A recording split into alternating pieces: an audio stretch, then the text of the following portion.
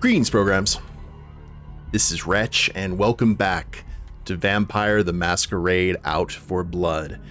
And then last stream, guys, we had our conflict, our big showdown with Amanda Chastain at the Summer Festival, and with a little help from our friends as well as the young vampires, we took Amanda out with a crossbow bolt to the back of the neck, and then a lot of generous hacking and slashing with an axe. It was pretty gruesome.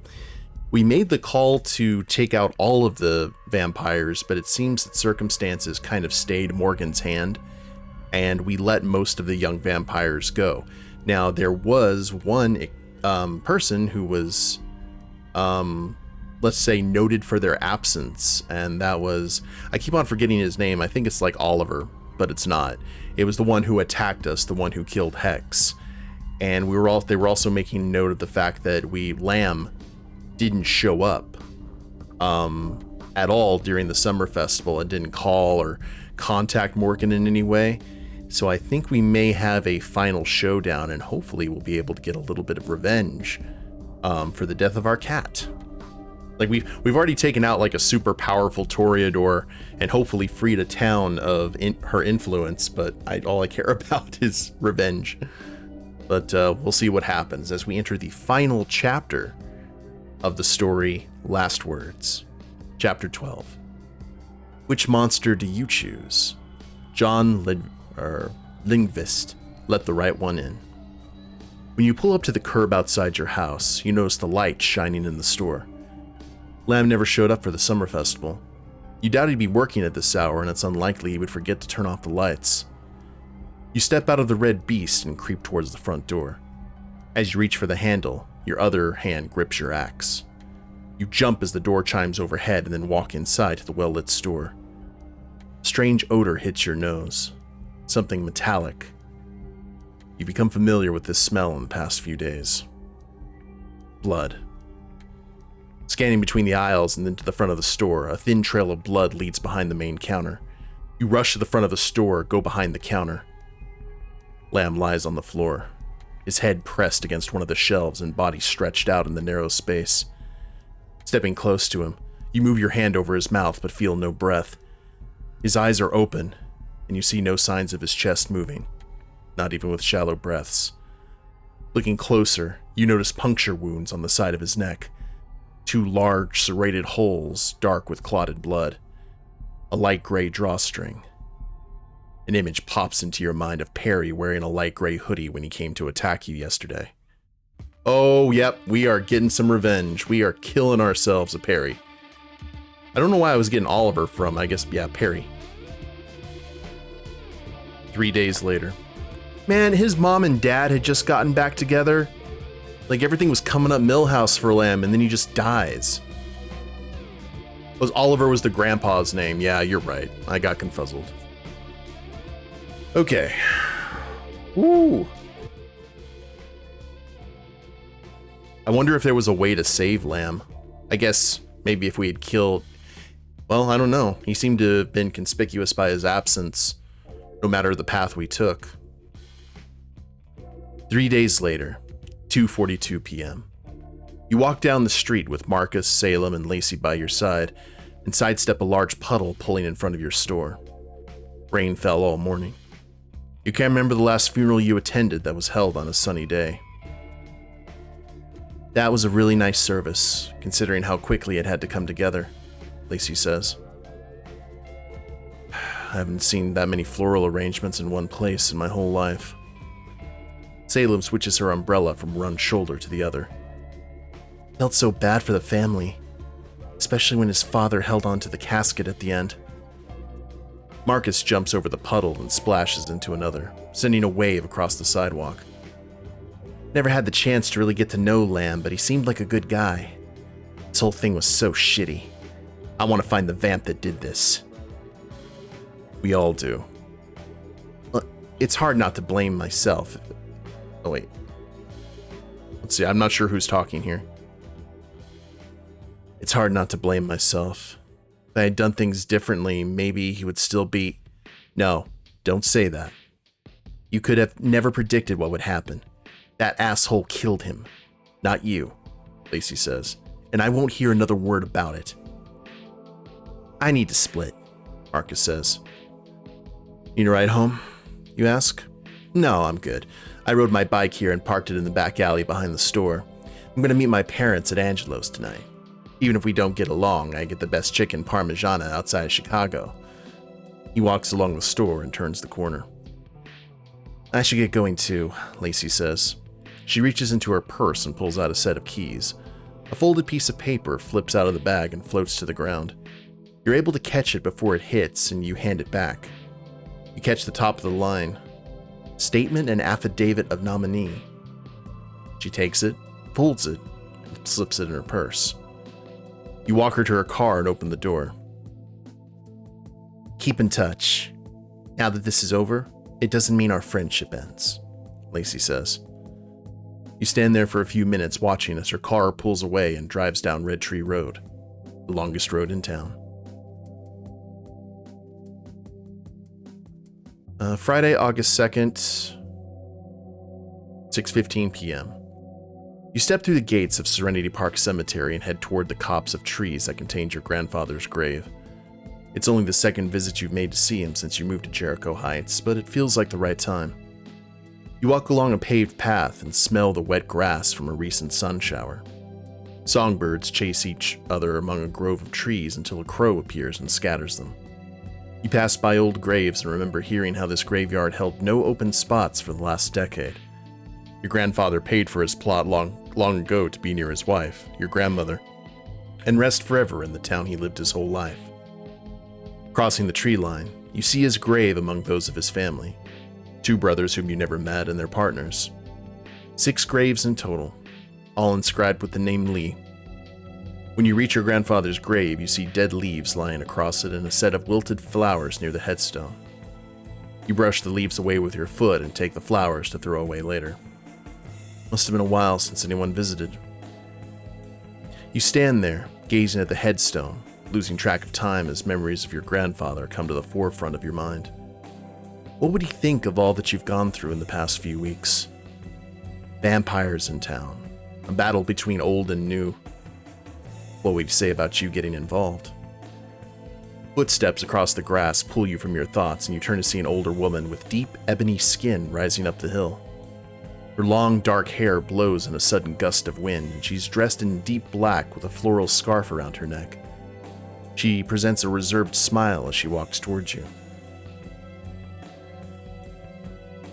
Hello, she says with an accent you can't place, though it's possibly Greek or Italian. Before you can answer, she steps beside you and looks at your grandfather's headstone. From the corner of your eye, you spot another figure near a cedar tree 10 yards away. Another figure steps into view in front of you and leans on the cemetery gate. And another stops at the crossroads of paths on your left. I'm Trinia. I mean you no harm. I'm only here to talk and make you an offer. May I have a moment of your time? Hey, Juan. Well, since I'm surrounded, it doesn't look like I have much of a choice. What's on your mind? Just a bit of precaution for the both of us. Pretend it's just you and me. I won't keep you long and will let you get back to visiting your grandfather. She turns her head and coughs into the crook of her arm. When the coughing fit passes, she takes an inhaler from her pocket and breathes in a puff. Allergies are terrible. Sorry about that. I work with a group of like-minded individuals, and we've taken notice of you. We know you were the central in events that occurred here a few days ago, and you have a deep interest in matters that extend beyond the realm of the natural. I'm really digging your accent, but I can't stand riddles. Can you just get to the point? Certainly. It's a sensitive subject, but I'm careful with my words. I work with a society that studies the supernatural. We know of the vampire presence in Jericho Heights and appreciate your role in the deaths of Amanda Chastain and Monroe Duncan. Is that specific enough for you, Morgan? Whoa, but Monroe didn't die. This is probably, okay. Gotcha.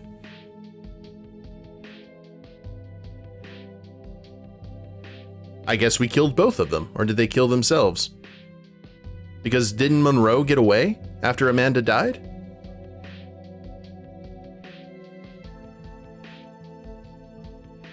Isn't that what happened, guys? Maybe her undeath? This is probably just a side effect of us continuing to play through the patch. The only, like I said, the only critique I really have about these games is when they come out and they decide to patch them afterward, it completely messes up the saves. And when you're doing a long playthrough like I am, it can, you know, it can mess up things a bit. Because otherwise you just have to start over again, which is not fun. Okay, that's very specific. Can ask you a few questions? We don't have much time to talk, but go ahead. So is this the Arcanum? If it is, that's actually pretty awesome.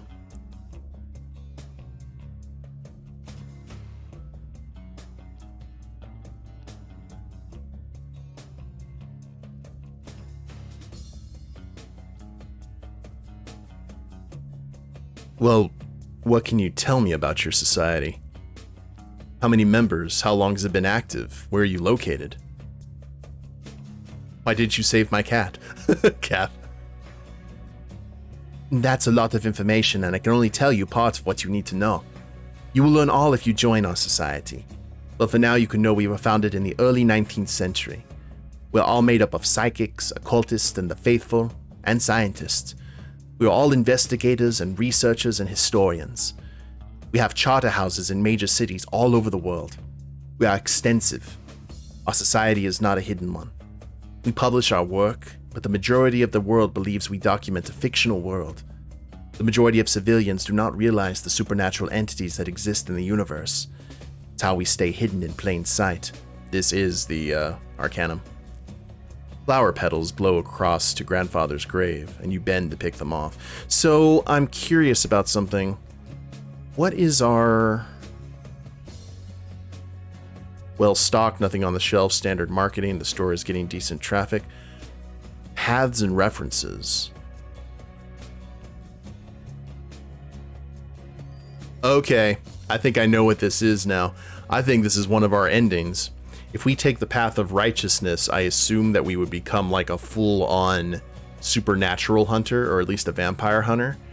Path of knowledge sounds like it may be heading toward the Arcanum, and path of immortality as if we had actually tried to become a vampire. I'll bet you that's how it works. Because we were seeing those paths, and I was wondering what it was about. I guess it kind of depends on what kind of ending you get. Interesting.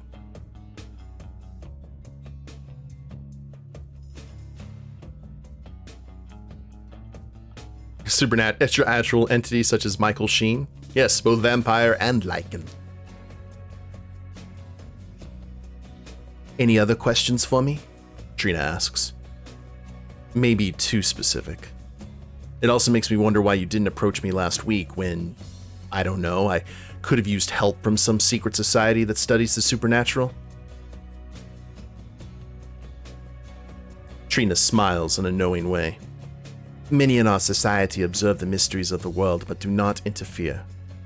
We would not intervene in the affairs of Jericho Heights, but now that the battle seems over, we felt it imperative to approach you. Our mission is the pursuit of knowledge. You've proven to us that you have qualities which would be valuable to this organization. In turn, we could give you the skills and resources to learn more about the supernatural. Figure by the cedar tree taps his wrist, and Trina gives him a nod. She turns to you and says, I only have time for one more question. So if I decide to join your society, what happens to my house in Jericho Heights and the rest of my property?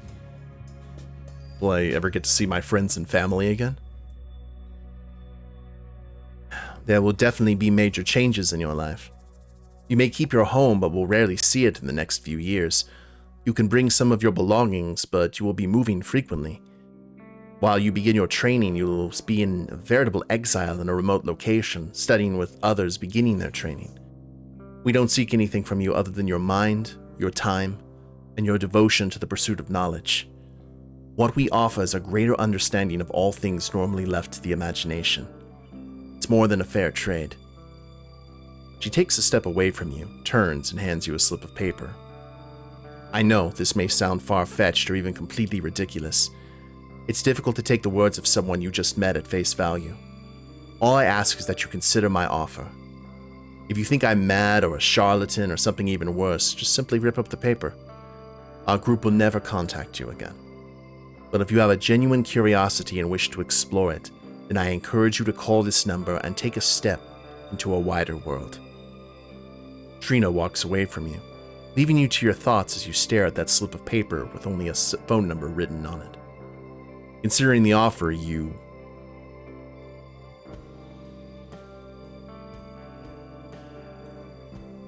So, I am going to put the number away. I don't know whether or not to believe Trina, but I'm not ready to give up my life in Jericho Heights just yet, especially considering the fact that we've brewed this romance with Salem. You're definitely intrigued by Trina's offer, but you're not ready to explore the opportunity just yet. You're just getting back to life in Jericho Heights, and you don't want to leave a town you're growing to love. Hopefully, the offer will stand, and one day you may call that number. Friday, August 30th, 2019, 6:51 p.m. 1 month later. Wind whips down Red Tree Road, the longest road in town, and blows through the door of the tangled thread. From the store's overhead speaker, music changes to the voice of an announcer. This is news on the ones, coming to you at 21 and 51 minutes past the hour. The Summer Festival helped raised over $21,000 for Jericho Heights charities. The success of this year's event has raised interest in extending the festival an extra day next year. In related news, an offer of sponsorship by First Bank of Jericho Heights has been proposed. Town Council will discuss a sponsorship at their next public meeting, and some citizens have voiced concern due to the potential renaming of the festival to the First Bank Summer Festival. Janet Morelli, longtime resident of Jericho Heights, had this to say: "We want to keep the festival our own, not sell it out to the bank. This is our festival, not the First Bank of Jericho's." Former mayor of Jericho Heights, Marvin Bumpley, has been charged with conspiracy and bribery in the ongoing statewide probe into corruption, according to court records made public today. Prosecutors say Bumpley was involved in extorting developers who sought help pushing real estate projects through the town's approval process. In a statement, Assistant District Attorney Dennis Chan said Bumpley violated the public trust by soliciting and accepting sizable bribes and other financial benefits in a money-making criminal enterprise.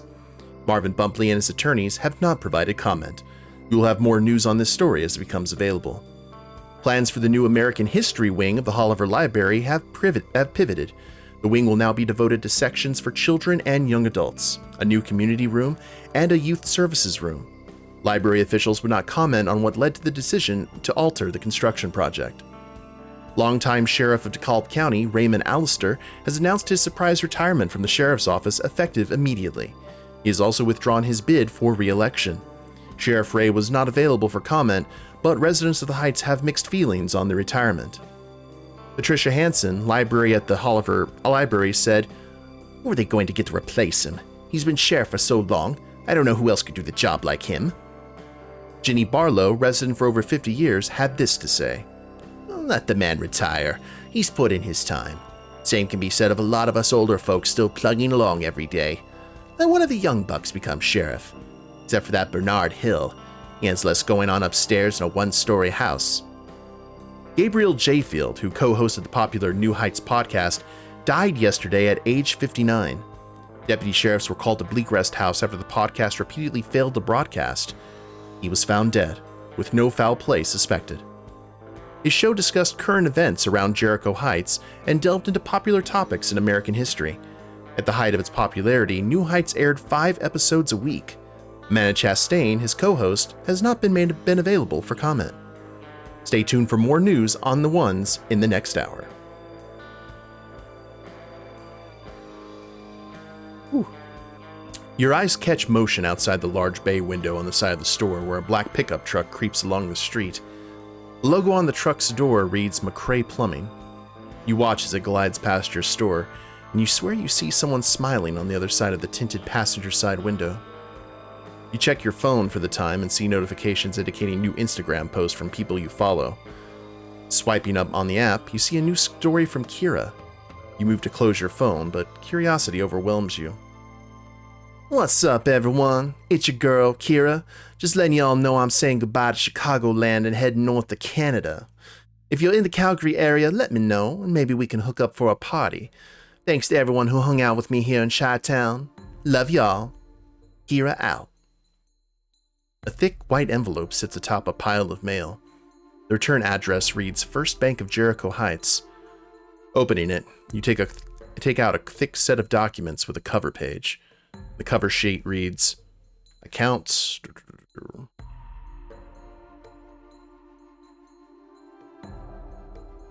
971-000-1090, payment due September 1st, amount due $1,511, outstanding principal, almost over $250,000, interest rate 4.45, maturity date 10/01/2050. You set the envelope and packets of documents under the counter.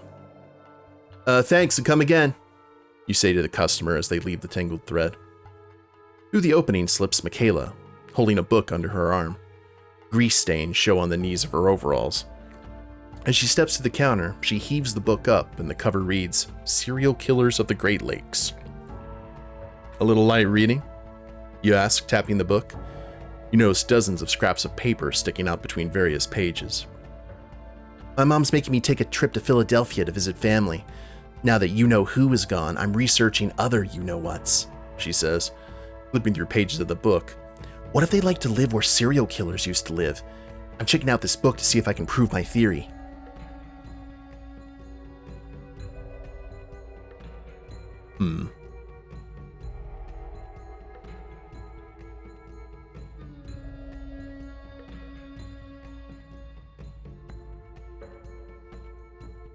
Look, I'm sure there are vampires out there, but let me worry about them. You've already done enough to help Jericho Heights. Kind-hearted +4. She clicks her teeth. Well, if it weren't for me, Miss Chastain would still be alive. I'm the one that told you about her, so I need to worry about them. I'm not taking away any of your credit.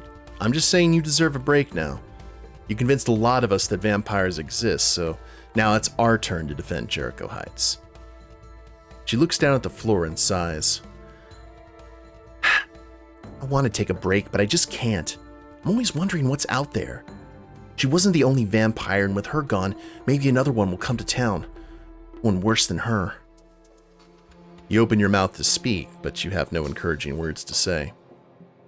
She pulls out her phone out of her back pocket and swipes the screen. Sorry, my mom wants me home. Look, I'm really gonna miss you. Good luck in Philadelphia. When you get back, please visit me. Definitely. Don't forget your book. I won't, she says and walks around the counter. Before you can react, she wraps her arms around you in a quick hug. With that, Michaela meanders to the door, clutching the book against her chest, only stopping to wave at you before she leaves the store.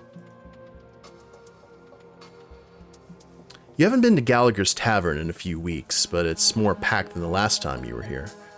You recognize the bouncer, and he lets you pass without waiting in line. As you step inside, the sounds of 70s rock music plays from a live band in the far corner. A digital sign below the stage reads, Black Magic Woman by Carlos Santana. You spot Salem waving at you from a table near the back bar. You push your way through the bar, which takes 15 minutes, until you reach your friends. As you move along the bar, you spot Kira leaning against a pinball machine, whispering to the man playing it. Glad to see you made it, Lacey says and slides out a chair for you. I thought Kira was going to Canada. That store is going to be the death of me. I rushed to lock up and then had to take a shower, you say. You're just in time. I got the first round, Marcus says. He puts a pitcher of beer on the table and hands out glasses. The song ends in applause and a booming voice comes over the speakers. Thank you. Now we're going to sing some Cheap Trick. This is Surrender. So are we ever going to talk about what happened that night? Marcus says. What about it? Adam says, picking up his glass and touching it against his bottom lip. Good guys won a battle. Maybe not the war. Lacey fills up her glass from the pitcher. I'm just glad it's all over. I have to get back to my campaign and my daughter. School's starting soon, and I haven't even looked over lesson plans yet. It's so weird to think things will go back to normal for us. Hopefully it stays that way, Salem says. The 5 of you sit there. I think that was I don't think it's Kira. I think that may have been, well, I don't know. Could be. The 5 of you sit there for a while, listening to the music and drinking your beers. After an hour, Salem mentions how she has to get up early to take the GRE, so you all head out around 11 and push your way through the crowd of people still trying to get inside. My car is parked just around the corner, you say.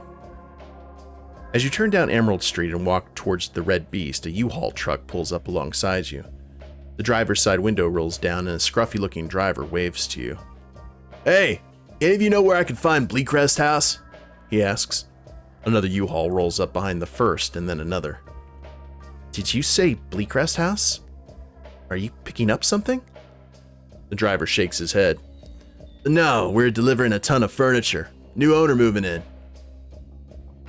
Who moves in at night? Marcus asks. Hell if I know. They paid a lot of extra for it to be at night. Anyway, can someone give me directions?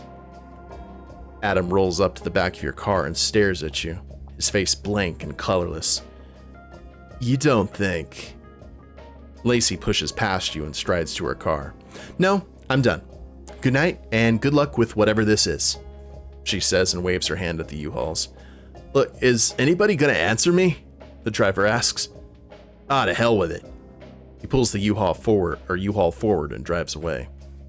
You watch the truck drive off and listen to the engines as the caravan of movers pass by. Well, anyone up for some midnight reconnaissance? Marcus asks, rubbing his hands together. Look, we don't know anything yet, so let's not jump to any conclusions, Salem says. Please, I don't know if I can handle any more of this. I'll go with you, Adam says. Call me crazy, but ever since we found out about Chastain, I've never felt so alive.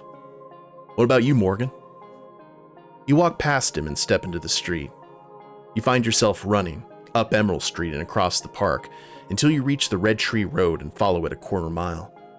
Catching up to the U-Haul trucks, you spot them in the distance rising up the hill towards the house at the top, once owned by Silas Bleakrest. A black car drives up the slender road and parks behind the last truck. A figure steps out and moves through the grass. You follow it until it's lost in the shadows of the house, and when a light turns on inside, a sense of anticipation rises deep inside you. And there we go. So it seems that, what's his name? We weren't able to even get any revenge on Perry. You chose to believe that we adopted Chastain's dog. Yeah, that'd be nice. I guess maybe we had an opportunity to take him out and we just weren't able to do it. Which sucks, but that is what it is. The thing about it is, for a lot of these World of Darkness stories, a lot of things just doesn't wrap up nicely with a bow on top of it. I think it was the same thing in Night Road too. Like, there were a lot of threads that stayed threads because you don't get to have all the questions. You don't have time to do all the side quests, for lack of a better term. We hope you've enjoyed playing Vampire the Masquerade Out for Blood. On a scale of 1 to 10, how likely are you to recommend this game to a friend? So I remember giving Night Road, I believe, a 10. When it comes to Out for Blood, there's a lot of different pathways. I think there's maybe more pathways in this one than in Night Road. At least it seems to be, like, all kinds of different paths you can do, whether you choose to follow the, side with the young vamps, become a vampire. Like, there's a lot of different ways that it can go. But I think what I'm going to do is I'm going to go ahead and give it a 9, and I'll tell you why. The reason I'm giving it a 9 is it did not seem, at least mechanically, and of course I could be completely wrong about this, but it didn't seem like the curses really did much. Not only that, but also I've been told by people in the comments of the videos that the faith system that is also in this game doesn't really do a whole lot either. And if you think about it, you're not really having a whole lot of encounters with kindred, so having that faith doesn't really do that much, unless unless you're there at a pivotal moment. I don't know though, but I think I enjoyed Night Road a little bit more, but this one was fun too. There's almost too many mechanics. Yeah, and what they were doing, I can completely understand, because these are the standard attributes and skills that belong to every character in the World of Darkness, but being able to rock out some a little bit of hedge magic was cool, but they didn't really go into detail about it. So, but still, it wasn't too shabby. We ended with kind-hearted 76, 51% sarcastic, 49% matter of fact. Those kind of go hand in hand depending on the situation. 48% inquisitive, 46% truthful, with 54% conniving, and idealistic and cynical almost at the same, with cynical 51, idealistic 49. Interest. I would like to think that that's actually very similar to my personality. I would hope. Hey, some dude. So I guess we're just going to keep on living our life, and we're going to be the Scooby Gang, a la Buffy the Vampire Slayer, investigating and stopping any supernatural threats in this little town. I kind of like that, though. I think that's a lot better than just joining the Arcanum. So that was really cool that that was available. And we do have it in our back pocket in case Morgan ever wants to go that route. So, cool deal. All right, so we'll go ahead and give it a 9. Oop. And I'll go ahead and go no thanks, because they already have my email, believe it or not. All right. So this actually may be one that I might want to try again off camera and go a different route and see what happens. It definitely seemed, though, that there were a lot of instances where I didn't see a whole lot of opportunities where physical attributes actually were used. It seemed to be a lot of composure and manipulation, persuasion, a lot of mental and social. So yeah, it was a lot of it was manipulations. You're having to outthink and outmaneuver them. Yeah, I guess it makes sense because you can't really go toe to toe with a vampire physically. But I wonder if you just played a straight like brute, what would have happened? Probably would have ended up like that one ghoul doing the frenzy and killing the dog. And you're dealing more with humans, that's right. Probably end up in jail more than a few times. But there were a few little bugs that happened, but this is a normal thing with these games that come out because there's so many different pathways. They have to make sure everything is consistent and the continuity is like airtight. So they kept on patching the game while we were playing it. And normally when you patch, you have to completely restart. I didn't want to do that, so I just kind of pressed on. But I think this game has given me a good idea that I think every time they do a patch, I may have to kind of replay to where I was. So it's a little bit irritating, but it's not the end of the world. It's not Gehenna or anything. But I believe the next one they're coming out with is Parliament of Knives. And I think that may be, I don't know, it just sounds like something like Elysium, something political. And I guess we'll have to see in October, late October, when it comes out. But I hope you guys have enjoyed this journey from the from the mortal perspective. I hope you guys like the choices that we made. But, and I hope you guys enjoyed the series. And if you haven't followed the Twitch channel, please do so. I try and stream on Tuesdays, Thursdays, and Saturdays with random times in between. And if you're watching the replay of this, I have a link to the Twitch channel in the description below. And I also have a link to Out for Blood in the description as well, guys. Choice of Games does a great job doing these because Night Road was the first one I played, and it was so cool. It was like an adult choose your own adventure game, like just without the graphics, but it was like the old school, like you had just rented them out of the library. I highly recommend them. But yeah, check out the game. Give it a buy if you want to. I think they're quite affordable. And I also have a link in the description to my Extra Life page where I'm raising money for my local children's hospital via the Extra Life charity. So check all those out if you feel so inclined. Like, share, subscribe. You guys know the drill there. And we will see you in the next series. Later days, everyone.